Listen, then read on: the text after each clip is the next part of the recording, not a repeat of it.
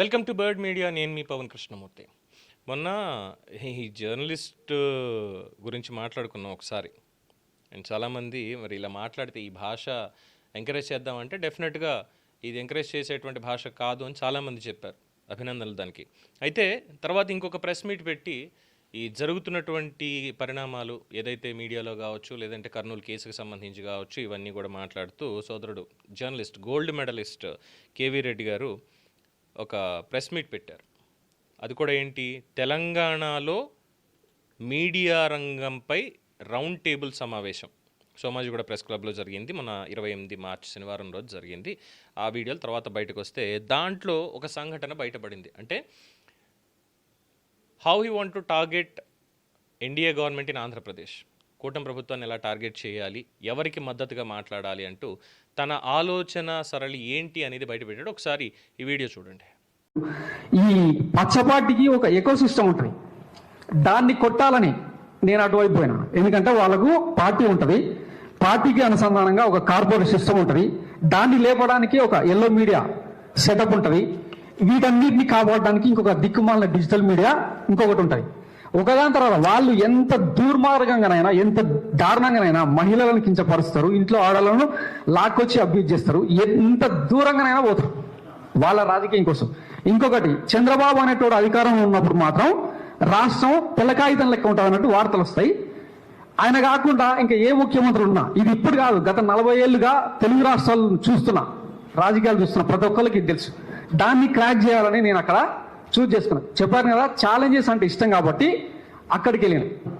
ఒక్క EVM mall ప్రాక్టీసెసే కాదు, medical కాలేజీల ప్రైవేటీకరణ ఈయన ఎట్లాగూ కట్టడు, కట్టిన కాలేజీలన్నా ఎందుకు అట్లా ప్రైవేట్కి అప్పచెప్తావు, మొత్తం నీ కులపోలకు నీ సామాజిక వర్గానికి ఎందుకు అప్పచెప్తావు. దాని తర్వాత శ్రీవారి లడ్డు అంశం అంటే ఒకటి కాదు వాస్తవానికంటే ఈరోజు మీరు ఈ ఎఫ్ఐఆర్ చూస్తే ఒక వీడియోకి సంబంధించిన ఇష్యూ మాత్రమే కనిపిస్తుంది, కానీ అది కాదు. ఈ 2 ఏళ్ల కాలంలో ఆంధ్రాలో జరుగుతున్న కూటమి దుర్మార్గాల గురించి ప్రతి సందర్భంలో స్టోరీలు చేస్తూనే వచ్చిన. 8 నెలల నుంచి నేను వాళ్ళకు టార్గెట్గా మారిన. నా గొంతు మూసేయడానికి, నా గొంతు నొక్కడానికి చాలా రకాలుగా ట్రై చేశారు. అట్లాంటివి ఏం జరగదు. ఈ వేదిక మీద నుంచి నేను చెప్తా ఉన్నాను, వాస్తవానికి ఈ ఆంధ్ర సర్కారు నా మీద కక్ష కట్టడానికి ఆ విషయాలు కూడా చెప్పాలి కాబట్టి కొన్ని విషయాలు చెప్పదలుచుకున్నా.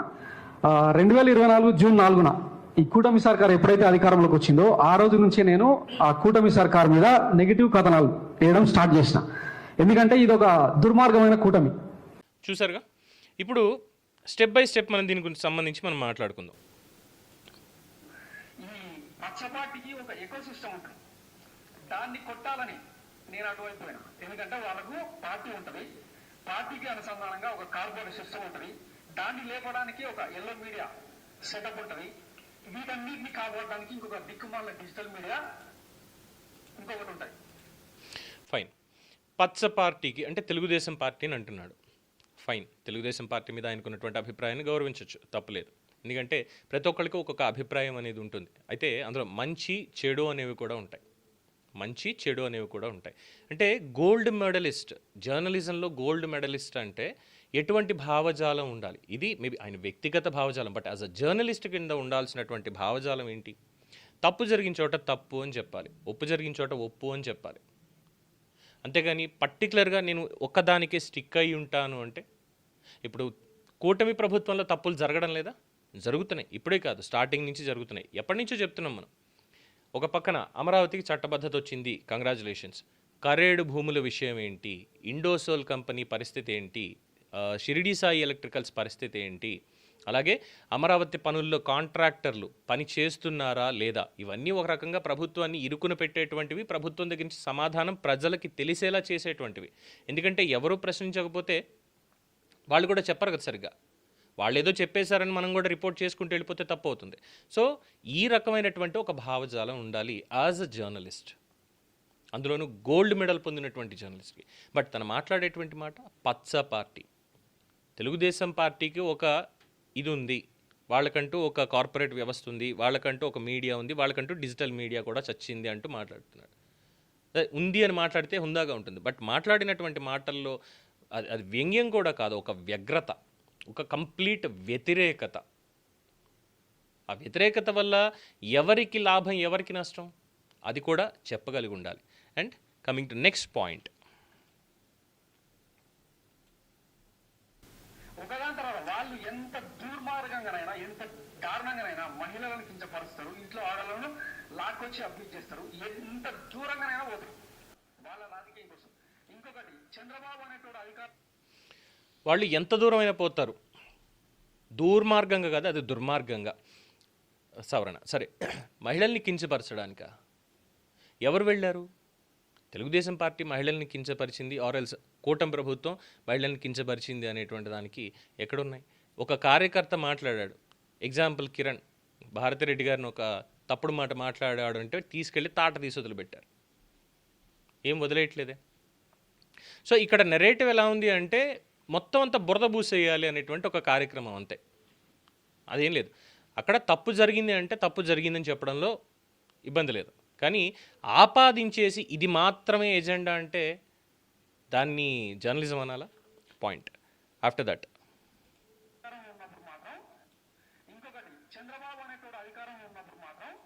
చంద్రబాబు అనేటోడు, చంద్రబాబు నాయుడు అధికారంలో ఉన్నప్పుడు, లేదు చంద్రబాబు నాయుడు గారు అనేది ఇస్తే ఇవ్వచ్చు, చంద్రబాబు నాయుడు అధికారంలో ఉన్నప్పుడు అనేటోడు, అనేటోడు ఏంటి? ఓ మేబీ తెలంగాణ స్లాంగ్లో అనేటోడు అంటే ఆయన అని మీనింగ్ అనుకుందాం, సరే తప్పులేదు. రాష్ట్రం పిల్లకాగితం లెక్క ఉంటారన్నట్టు వార్తలు వస్తాయి. ఆయన కాకుండా ఇంకా ఏ ముఖ్యమంత్రి ఉన్నా, ఇది ఇప్పుడు కాదు, గత 40 ఏళ్ళుగా తెలుగు రాష్ట్రాలు చూస్తున్నా, రాజకీయాలు చూస్తున్నా, ప్రతి ఒక్కరికి తెలుసు. దాన్ని క్రాక్ చేయాలని నేను అక్కడ చూస్ చేస్తున్నాను. 40 ఏళ్ళుగా చూస్తున్నట్ట. నాకు తెలిసి అతని ఏజ్ ఒక చూడడానికి కుర్రాళ్ళగే ఉన్నాడు, ఒక 40 ఇయర్స్ ఉంటాయా? 40 ఇయర్స్ నుంచి అంటే పుట్టిన దగ్గర నుంచే, బొడ్డుకోసి పేరు పెట్టిన దగ్గర నుంచే రాజకీయాలను చూసేస్తున్నాడు. మొత్తం అన్నీ కూడా 40 ఏళ్ల నుంచి కూడా చంద్రబాబు నాయుడు అధికారంలో ఉంటే అంత తెల్ల కాగితంలో ఉంటుంది, ఆయన కాకపోతే ఇంకెవరున్నా కూడా అలా ఉండదు. How it is possible? ఆయన ఇప్పుడు 4వసారి ముఖ్యమంత్రిగా ప్రమాణ స్వీకారం చేసి పాలన అందిస్తున్నారు, దట్స్ ఓకే. మధ్యలో దాదాపుగా 15-16 ఏళ్ల పాటు ప్రతిపక్షంలోనే ఉన్నారుగా. ప్రతిపక్షంలో ఉన్నప్పుడు మరి తెల్ల కాగితం ఇది అని కాదు, జరిగినటువంటి వాస్తవాలన్నీ కూడా చూడాలిగా. యురేనియం స్కామ్ కావచ్చు, లేదు అంటే ఈ బాక్సైట్ స్కామ్లు కావచ్చు, ఎన్నో చాలా ఉన్నాయి కదా. మరి వాటన్నిటికీ ఆధారాలు ఉన్నాయి. 23 కేసులు పెట్టారు చంద్రబాబు నాయుడు గారి మీద. పెట్టిన తర్వాత దాంట్లో ఏమైనా ప్రూవ్ చేయగలిగారా? ఒకటని ప్రూవ్ చేయగలిగారా? ప్రూవ్ చేసి ఇదిగో ఆధారాలు, సింగపూర్లో హోటల్స్ ఉన్నాయన్నారు, ఎక్కడున్నాయి? లేవు. అవి మాత్రం చెప్పరు. సో ఇదంతా ఏంటంటే ఒక వ్యక్తి మీద పెంచుకున్నటువంటి ఒక వ్యతిరేకత. తప్పులేదు, ఒకళ్ళు తప్పు చేస్తున్నటువంటి మనుషుల మీద వ్యతిరేకత ఉంది అంటే అందరి మీద ఉండొచ్చు, ఇబ్బంది ఏమీ లేదు. ఛాలెంజెస్ అంటే ఇష్టం కాబట్టి అక్కడికి వెళ్ళింది. ఒక ఈవీఎం మాల్ ప్రాక్టీస్ చేసే కాదు, మెడికల్ కాలేజీల ప్రైవేటీకరణ ఈయన ఎట్లాగో కట్టాడు, కట్టిన కాలేజీలు ఉన్న ఎందుకు అట్లా ప్రైవేట్కి అప్పచెప్తావు, మొత్తం నీ కులపోలకు నీ సామాజిక వర్గానికి ఎందుకు అప్పచెప్తావు. దాని తర్వాత శ్రీవారి లడ్డు అంశం, మెడికల్ కాలేజీలు అన్నాడు, ప్రైవేటీకరణ అన్నాడు. అక్కడ ప్రైవేటీకరణ చేస్తున్నారు అని ఎక్కడా చెప్పలేదు. మరి ఇలాంటి మాటలు మాట్లాడితే కేసులు పెట్టకుండా ఏం చేస్తారు? అక్కడ ప్రైవేటీకరణ కాదు, పీపీపీ, పబ్లిక్ ప్రైవేట్ పార్ట్నర్షిప్. ఇదేమీ కొత్తది కాదు. సో పబ్లిక్ ప్రైవేట్ పార్ట్నర్షిప్ కింద వాటిని డెవలప్ చేయాలి అనేటువంటి ఉద్దేశం మంచిదని చాలామంది చెప్పారు, చాలామంది మేధావులు కూడా చెప్పారు, ఆర్థిక నిపుణులు కూడా చెప్పారు. మరి దాని మీదకి వచ్చి నీ కులపు వాళ్ళకే ఇస్తావు, ఎవరికి ఇచ్చారు? రమేష్ హాస్పిటల్స్కి ఇచ్చారా? కామినేని హాస్పిటల్స్కి ఇచ్చారా? ఏ హాస్పిటల్స్కి ఇచ్చారు? సో ఇది పర్సనల్లీ టార్గెటెడ్ అనేది కాదా? ఒక గోల్డ్ మెడల్ తీసుకున్నటువంటి జర్నలిస్టు మాట్లాడాల్సినటువంటి మాటలు ఇవి. So personally targeted. కులం మాట మాట్లాడుతున్నాడు అంటే మరి అతని సామాజిక వర్గానికి కొమ్ము కాసే విధంగా మాట్లాడుతున్నాడు అని కూడా అనొచ్చు కదా. అండ్ అఫ్ కోర్స్ సోషల్ మీడియాలో అదే అంటున్నారు. నాట్ అంటే ఒకటి కాదు, వాస్తవానికి అంటే ఈరోజు మీరు ఈ ఎఫ్ఐఆర్ చూస్తే ఒక వీడియోకి సంబంధించిన ఇష్యూ మాత్రమే కనిపిస్తుంది, కానీ అది కాదు. ఈ 2 ఏళ్ల కాలంలో ఆంధ్రాలో జరుగుతున్న కూటమి దుర్మార్గాల గురించి, 2 ఏళ్ల కాలంలో ఆంధ్రాలో జరుగుతున్న కూటమి దుర్మార్గాలు మరి ఇది ప్రభుత్వాన్ని అస్థిరపరిచేటువంటి కుట్రలో భాగం కాదా? కూటమి పొరపాట్లు చేస్తోంది, కొన్ని తప్పులు కూడా ఉన్నాయి. ఇప్పటికీ వాటి మీద ప్రశ్నిస్తున్నాం, 100% ప్రశ్నిస్తూనే ఉన్నాం. అది ఏబి వెంకటేశ్వరరావు గారు కావచ్చు, నల్లమోతు చక్రవర్తి గారు కావచ్చు, కల్లూరు సురేష్ గారు కావచ్చు, నాలాంటి వాడు కావచ్చు, ఎంతోమంది. అది షిరిడి సాయి మీదనా, లేదంటే ఏవైతే కేసులు ఉన్నాయి గతంలో పెట్టినటువంటివి, రాప్తాడులో రాక్రీట్కి సంబంధించినటువంటిది తోపుదుర్తి ప్రకాష్ రెడ్డిది, అలాగే ఈ భారతీ సిమెంట్ సంబంధించి భూముల కేటాయింపులు వీటికి సంబంధించినటువంటి అంశంలో కావచ్చు, లేదు అంటే గత ప్రభుత్వంలో ఖర్చు పెట్టినటువంటిది ప్రకటనలకు కానీ పిచ్చి పిచ్చి కార్యక్రమాలకు కానీ ఋషికొండ ప్యాలెస్కి కానీ వీటన్నిటిని రికవరీ ఎలా చేస్తారు, మీరు కేవలం కేసులు పెట్టడానికి మాత్రమే ఉన్నారా, వాటి మీద చర్యలు కూడా తీసుకుంటారా అని ప్రశ్నిస్తూనే ఉన్నాం. అది వాళ్ళు కూడా గౌరవంగా స్వీకరిస్తున్నారు. స్వీకరించి అందులో పొరపాట్లు ఉంటే ఎస్ దీనికి సంబంధించి ఇదిగో ఇది అప్డేట్, దీనికి సంబంధించి ఇది అప్డేట్ అని చెప్తున్నారు. ఒక్కొక్క చోట చిన్న చిన్న పొరపాట్లు జరుగుతున్నాయి. జరిగిన దాన్ని భూతద్దంలో కూడా చూపిస్తున్నాం. చిన్న పొరపాటైనా భూతద్దంలో చూపించి ఇది తగ్గించుకోవాలని చెప్తున్నాం చాలామంది జర్నలిస్టులు కూడా. మరి అది గోల్డ్ మెడల్ తీసుకున్నటువంటి కేవీఆర్ గారికి గుర్తురాలేదా? 2 ఏళ్లలో దుర్మార్గాలు మాత్రమే జరిగిపోయాట. 4,000 రూపాయల పెన్షన్ పెంచడం ఒకేసారి దుర్మార్గం. స్కిల్ డెవలప్మెంట్ పేరుతోటి విద్యార్థులకు ఉపాధి అవకాశాలు కల్పించాలనడం దుర్మార్గం. మహిళలకి ఫ్రీ బస్ అది రద్దు చేయమని మనమే చెప్పాం. ఈవెందో మహిళలకు అది కల్పించడం దుర్మార్గం. మహిళా శక్తి కేంద్రాలు దుర్మార్గం.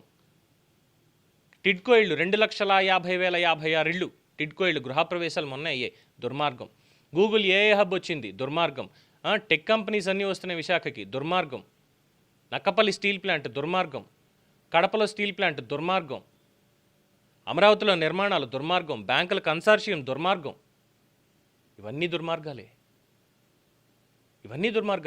ఉత్తరాంధ్ర గిరిజన ప్రాంతాలకి రోడ్లు పడ్డాయి, వాళ్ళకి ఇప్పుడు ఎటువంటి ఇబ్బందులు లేకుండా ఉండడానికి. అది దుర్మార్గం. ఇన్ని దుర్మార్గాలు 2 ఏళ్లలో ఇన్ని దుర్మార్గాలు జరిగిపోతే ఛాలెంజెస్ ఇష్టం కాబట్టి the gold medalist journalist K Venkata Reddy something ఆయన ఏపీని ఎంచుకున్నాడు. తెలంగాణ జర్నలిస్ట్ ఏపీని ఎంచుకున్నాడు. తప్పులేదు. ఏ ప్రాంతమైన జర్నలిస్టులకి ప్రాంత భేదాలంటూ ఏమీ లేవు. తెలంగాణ వాడు తెలంగాణనే చేయాలి, ఆంధ్ర వాడు ఆంధ్రానే చేయాలి, తమిళనాడే చేయాలి. ఇటువంటి ప్రాంతీయ భేదాలు జర్నలిస్ట్ అనేవాడికి లేవు. దేశం కాదు, ప్రపంచం మొత్తం కూడా ఏం జరుగుతుంది అని చెప్పేటువంటి వాడే జర్నలిస్ట్. ఆఫ్టర్ ప్రతి సందర్భంలో స్టోరీ చేస్తూనే వచ్చిన 8 నెలల నుంచి నేను వాళ్ళకు టార్గెట్గా మారాను. నా గొంతు మూసేయడానికి, నా గొంతు నొక్కడానికి చాలా రకాలుగా ట్రై చేశారు. అట్లాంటిది ఏం జరగదు.